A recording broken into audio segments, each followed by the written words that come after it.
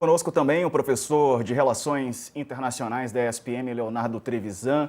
O professor vai nos ajudar a contextualizar essa informação que chegou há pouco. Professor, bem-vindo, boa tarde. Bom, qual que é o peso dessa notícia? O Trump dando aval para que a CIA haja, inclusive, letalmente, com mortes na Venezuela. Uma boa tarde.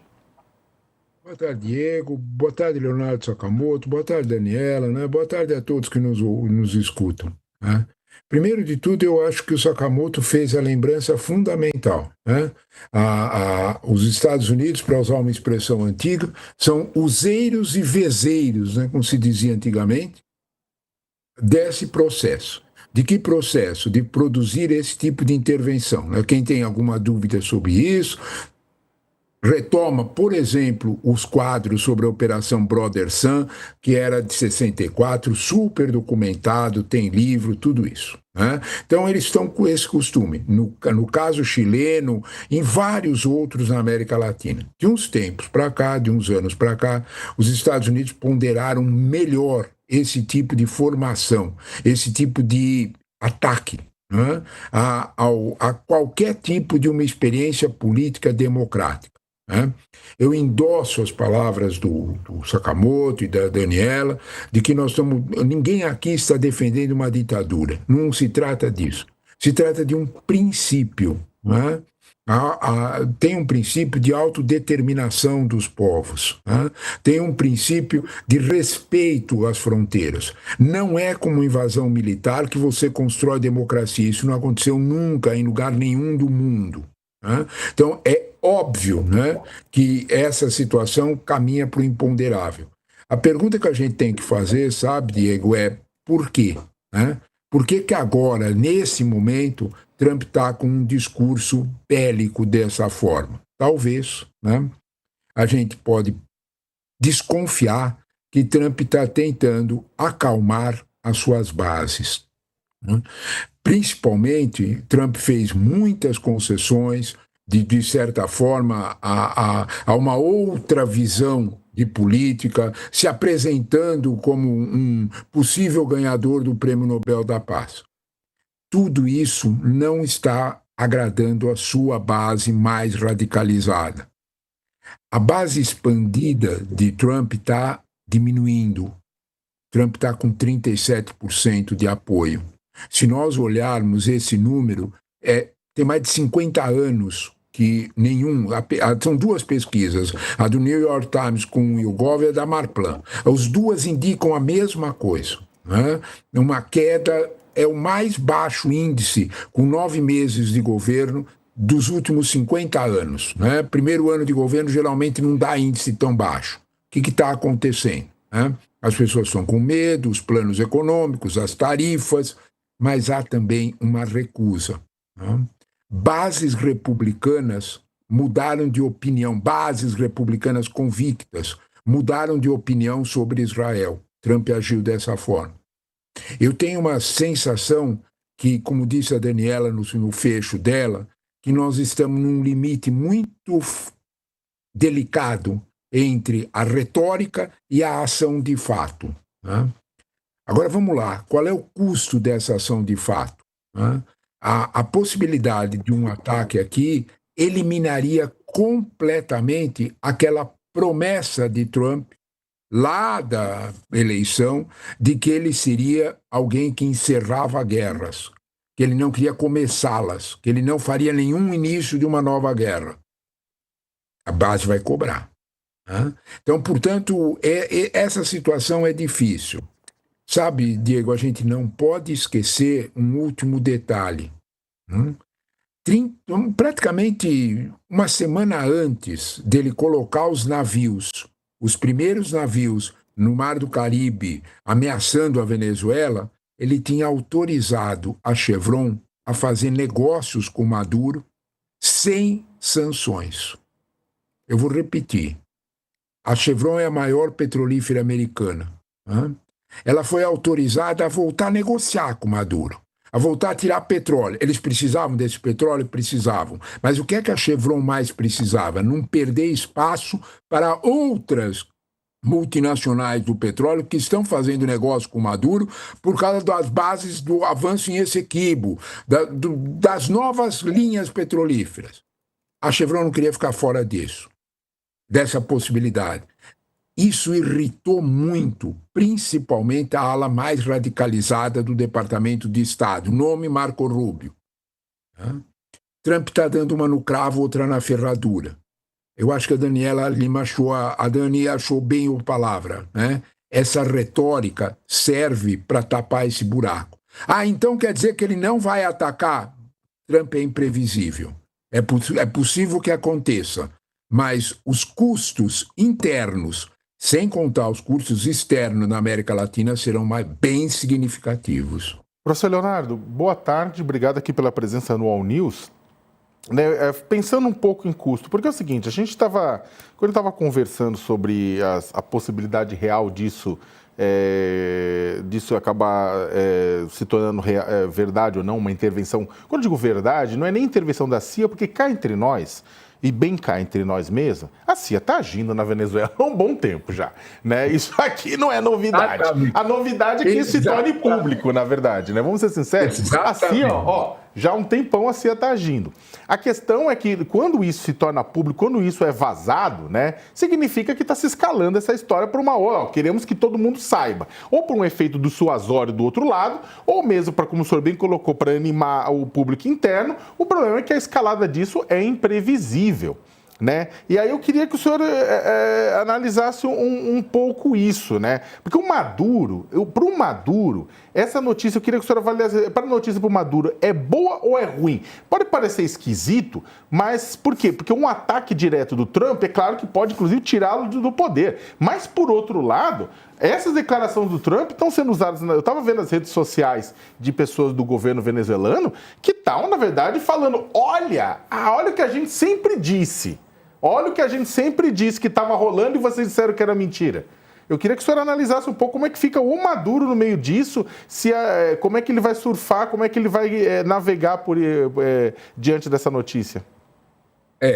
Primeira coisa, viu, Sakamoto, é que eu concordo em gênero, número e grau com você, que a CIA está agindo na Venezuela faz muito tempo. Né? E agindo durante a eleição, as redes, os organismos internacionais identificaram isso quando estavam lá vigiando a eleição, tudo isso é verdade. Né? Você tem toda a razão. A questão central é isso que você perguntou, né? Maduro está surfando mal nesse negócio, nessa ameaça? Não, para ele é um bom negócio. Para ele tem um poder, né? Essa notícia tem o poder de fabricar adesão ao governo dele. Ele está acossado dentro de casa pelo Diosdado Cabello, que é o ministro do interior, que ele foi obrigado a dar um cargo já dentro da eleição, por todas as divisões. Né? Diosdado Cabello é a ala mais radical. Quer derrubar Maduro, há uma forte disputa. Sabe, nós temos que entender uma coisa sobre a Venezuela. A Venezuela é um exército que tem um país, não é um país que tem um exército. É curioso isso. É bem no modelo do Egito. Os militares venezuelanos se infiltraram em toda a atividade econômica venezuelana com consequências muito ruins. Eles dividiram o butim, cada pedaço para os generais estão com dono em cada estatal. Não há uma única empresa privada atuando na Venezuela, grande, significativa, que não tenha no seu conselho de administração um militar, por motivos óbvios. Então, os militares entraram muito no dia a dia da economia, com lucros e tudo mais. Eu penso que isso é Diosdado Cabello, isso tem uma disputa de poder. Dentro dos militares e tudo isso assusta Maduro. A ameaça de uma invasão, hoje, por exemplo, eu também fui olhar os dados, né? Ele está mobilizando a principal favela de Caracas, Petare, para se agregar em tropas. Ele não tem nem fuzil o suficiente para dar para tanta gente. Né? E nem tem preparo militar, não importa, tem um sentido político. tem um sentido de ameaça. Maduro é hábil em fazer isso, né? Então, quando nós olhamos para isso, talvez isso tenha uma desculpa importante que você tocou, né? O quanto isso ajuda Maduro, ao contrário do que a gente imagina, que o ameaça. A pergunta continua a mesma, né? Por que Trump fez? Sabe, uma matéria no Guardian de uns tempos atrás, umas 15 dias atrás, mais ou menos, falava que a Chevron estava tendo dificuldades nas negociações com Maduro. Em outras palavras, né, depois que a Chevron conseguiu a licença para entrar, a Venezuela subiu o preço. Isso né? Quando você olha para isso, você entende de um outro jeito os navios. Né? Uhum. Então, 3 jeitos para entender o navio. Tem a bronca da oficial, né, a retórica interna, tem a pressão do Departamento de Estado, que quer uma ação, uma satisfação, e tem os interesses petrolíferos. Né? Então, quando a gente olha para esse quadro, sabe, aí nessa situação nós não conseguimos encontrar nenhum anjo bom, sabe?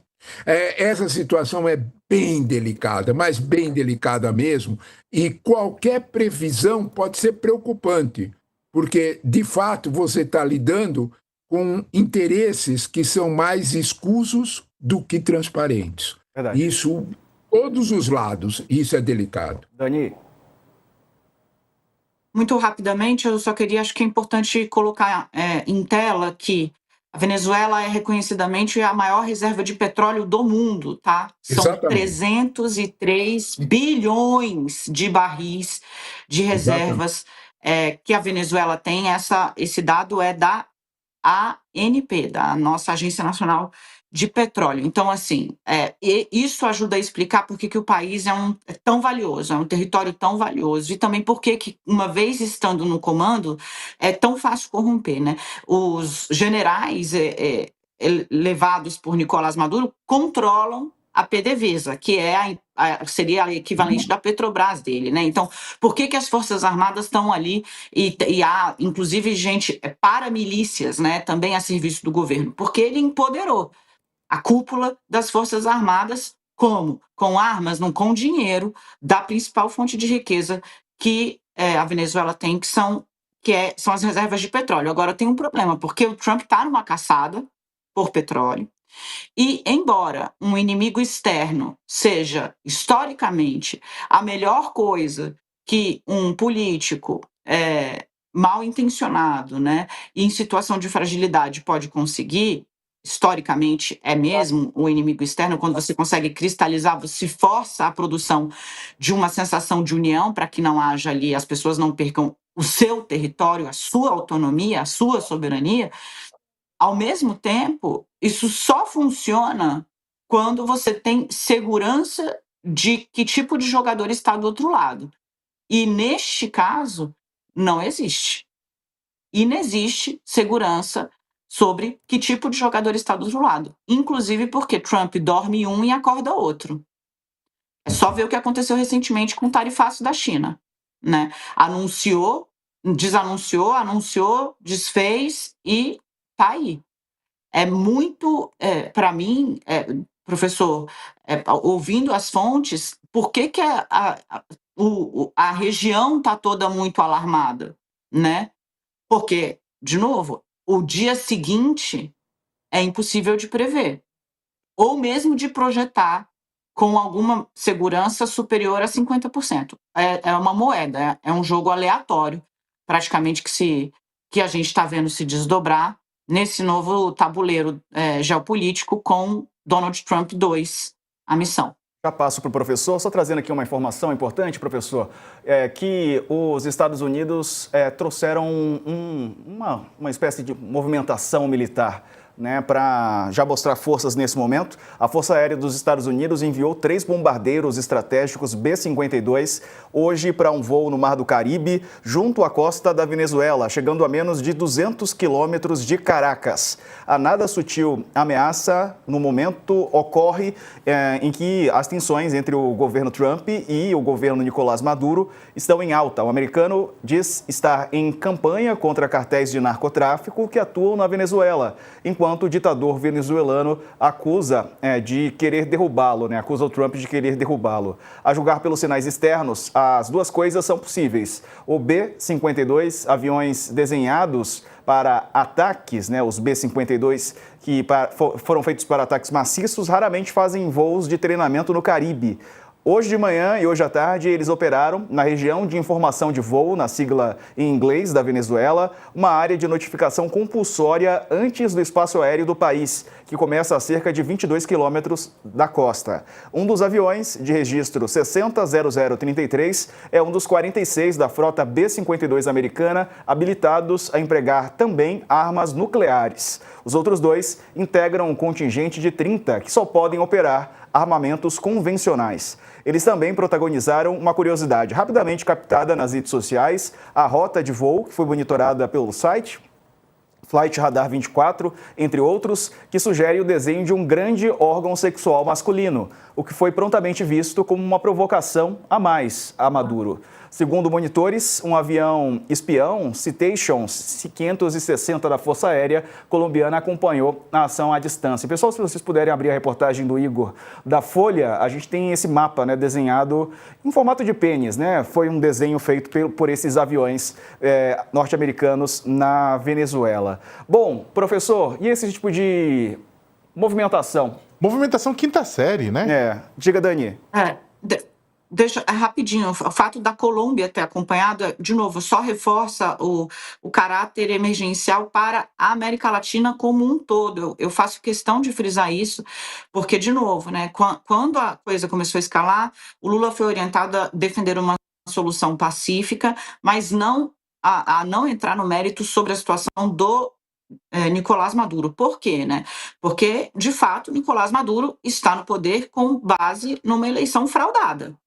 Ele diz que ganhou e não mostrou a comprovação dos votos. E observadores internacionais mostram que ele perdeu numa faixa de 63-37.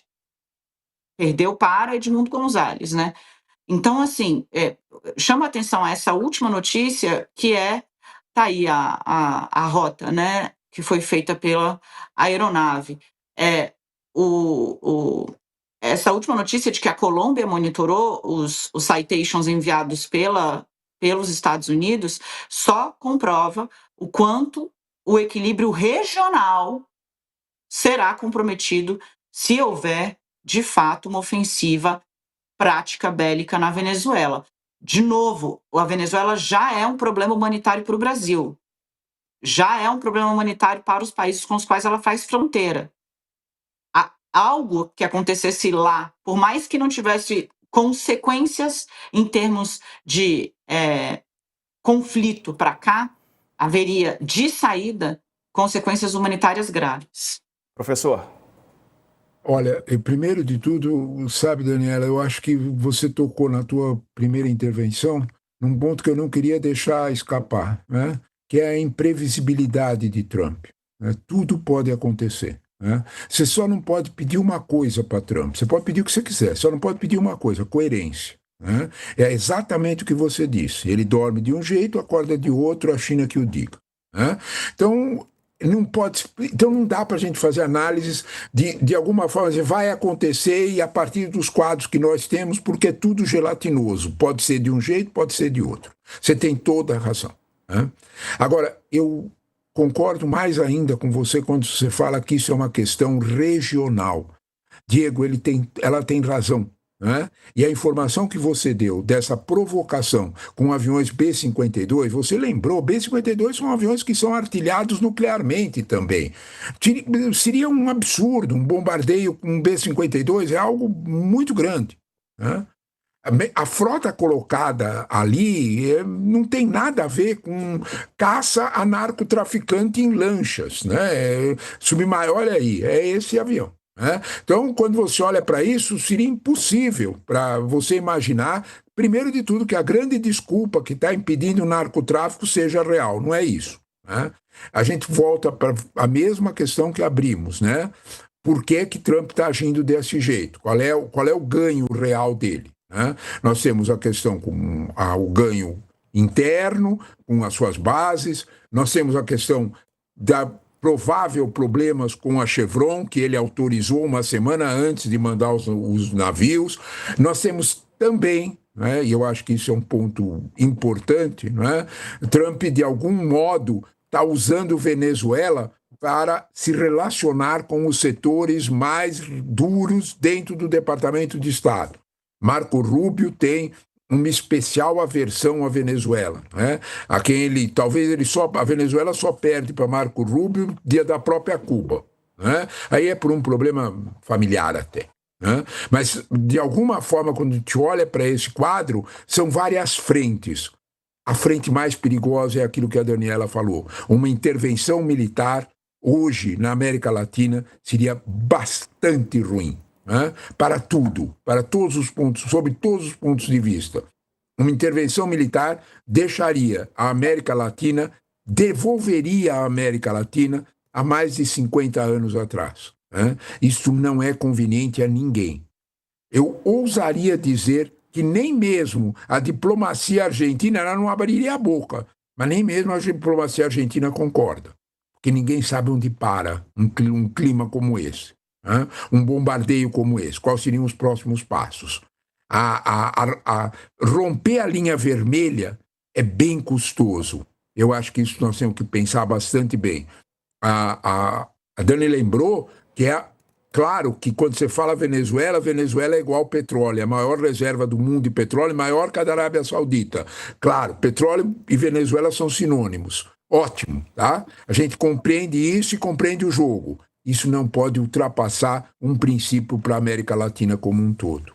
Considerando isso também, Leonardo, tem um ponto. A Venezuela, e isso ficou claro inclusive no resultado das eleições, logo depois do Maduro trazer os dados fraudados dele, a gente teve Rússia, tivemos China, tivemos Irã, né, reconhecendo o resultado fraudado do governo venezuelano. Você vai pegar a esquadra aérea da Venezuela é russa, né? Você tem, inclusive, a Rússia várias vezes dando suporte econômico para a Venezuela em momentos difíceis. A Rússia, diante de uma ação como essa, a Rússia e a China iam garantir algum tipo de apoio ou elas não vão se meter e só iam soltar notas de repúdio? Eu acho que eu concordo com a tua última frase. Eu acho que elas soltariam nota de repúdio. Né? Primeiro de tudo porque os Su-29 são os aviões que a Rússia deu para a Venezuela, né? Repassou para a Venezuela, eram aviões modernos há 10 anos atrás. E a Rússia, durante esse período, não fez muita reposição de peças. Não se sabe exatamente quantos desses aviões estão em jogo. Você tocou num ponto bem interessante, Leonardo, que é a questão de qual é o poder militar da Venezuela. A Venezuela recebeu provavelmente entre 8 e 12 bases lançadoras de mísseis S-300. É isso que equilibra o jogo. Né? Porque se você mandar aviões para atacar a Venezuela, ela tem como se defender, né? E causar danos. Um míssel desse custa aproximadamente 2 a 3 milhões de dólares e ele derruba um bombardeio que custa mais de 100. Né? Então, equilibrou. Era esse míssel que equilibrava o jogo no Irã. Foram essas bases de mísseis que Israel destruiu e ficou dona do céu do Irã. Tá? Então, a Venezuela tem um pouco como se defender. Né? Você fez muito bem de lembrar isso. Né? Ela tem um pouco, principalmente contra ataques aéreos. Né? Ela teria um pouco para se defender. Contra a presença militar terrestre, aí seria uma outra realidade. Eu duvido muito que isso acontecesse, que Trump mandaria um único soldado para a Venezuela. Isso teria um impacto interno muito forte, né? Mas eu acho que você lembrou bem quanto ao poder militar, né? Rússia e China, principalmente a China, fez grandes aportes financeiros para a Venezuela e parou aí, em troca de petróleo, e parou aí. A Rússia parou o seu envolvimento, né? Eu acho que nesse momento, e basta a gente lembrar uma situação concreta, sabe, Leonardo? Observe o comportamento da Rússia em relação à Síria, né? A Síria foi, né? A Rússia recuou e a Rússia não ia abrir duas frentes, né? Eles não iam abrir duas frentes. Dois. Eles teriam muito. Seria uma situação de romper um limite que eles têm, a preocupação que eles têm com a OTAN, né? Se eles estão cobrando aos americanos que não entreguem de jeito nenhum Tomahawk para a Ucrânia, como é que eles iam armar a Venezuela aqui? Isso viraria uma autorização para entregar Tomahawk para a Ucrânia, né? Então, vamos com calma, você lembrou bem. Eu acho que nesse contexto, eu acho que a gente tem que ficar com a frase da Daniela, sabe? Primeiro, Trump é previsível. Segundo, né? Petróleo vale muito, e petróleo é igual à Venezuela. Eu acho que os americanos querem reservar a parte deles ali, e isso sem nenhuma dúvida. Professor, muito obrigado por participar conosco. Um abraço para o senhor, uma ótima noite.